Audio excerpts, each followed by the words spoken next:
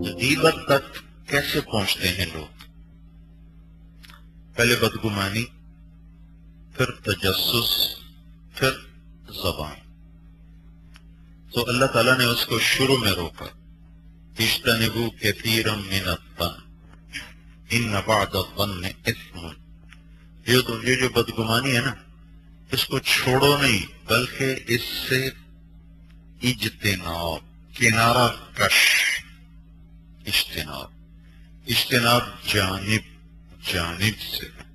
یہ دو جانب ہیں اور یہ دو جانب ہیں، مشرق اور مغرب، شمال اور جنوب.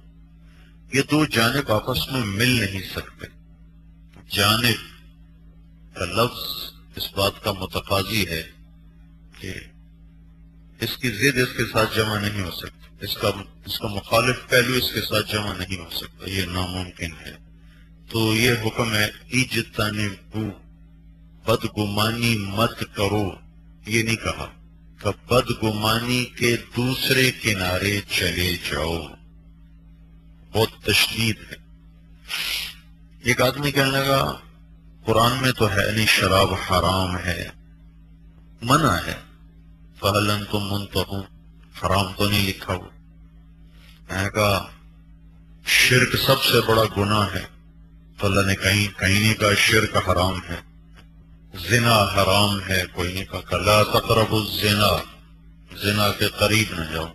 پھر تو یہاں کیا کہو گے کہ اللہ تعالیٰ تم سے یوں کہہ رہا ہو کہ شرک حرام ہے.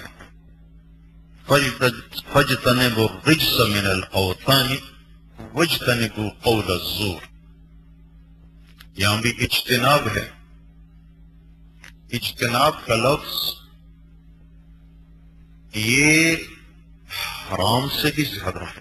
میرے گھر میں مردار کا گوشت پڑا ہوا ہو، میرے گھر میں مردار کا گوشت پڑا ہوا ہو تو مردار حرام ہے، میں اسے نہیں کھاتا، تو میں نے قرآن پہ عمل کیا ہوا ہے کہ میں حرام نہیں کھا رہا ہوں. لیکن اگر میرے گھر میں تاش کے پتے ہوں، شراب کی بوتل ہو، تو میں نے قرآن کے حکم پہ عمل نہیں کیا. اگرچہ میں پیتا نہیں، میں تاش کھیلتا نہیں، تو بھی قرآن کی آیت پہ عمل نہیں ہے. قرآن کا حکم ہے کہ اس سے دور چلے جاؤ، دوسری طرف ہو جاؤ. شراب ادھر تو ادھر، جوا ادھر تو ادھر، یا ادھر وہ ادھر. مردار کا گوشت گھر میں ہو اور نہ کھائے تو حکم قرآن پہ عمل ہے. تاش کے پتے ہوں، شراب کی بوتل ہو، تو قرآن کے حکم پہ عمل نہیں ہے کہ قرآن کا حکم ہے اجتناب کرو، دوسری جانب چلے جاؤ. اس کو اب آپ لاؤ ادھر بدگمانی پر، بدگمانی کے دوسری طرف چلے جاؤ. جدھر بدگمانی رہتی ہے تم ادھر جاؤ ہی نہیں. نہ ایسے جملے سنو، نہ ایسی بات سنو جس سے تمہاری طبیعت میں کسی کے بارے میں بدگمانی پیدا ہو جائے. تو کہ اجتنبوا کثیرا من الظن ان بعض الظن اثم. بدگمانی آتی ہے تو پھر تجسس پیدا ہوتا ہے. تجسس کے بعد پھر ایک ہوتا ہے تحسس، لا تحسسوا، وہ ہوتا ہے کسی کے ذمہ لگانا، پتہ کرو یہ کیا کرتا ہے.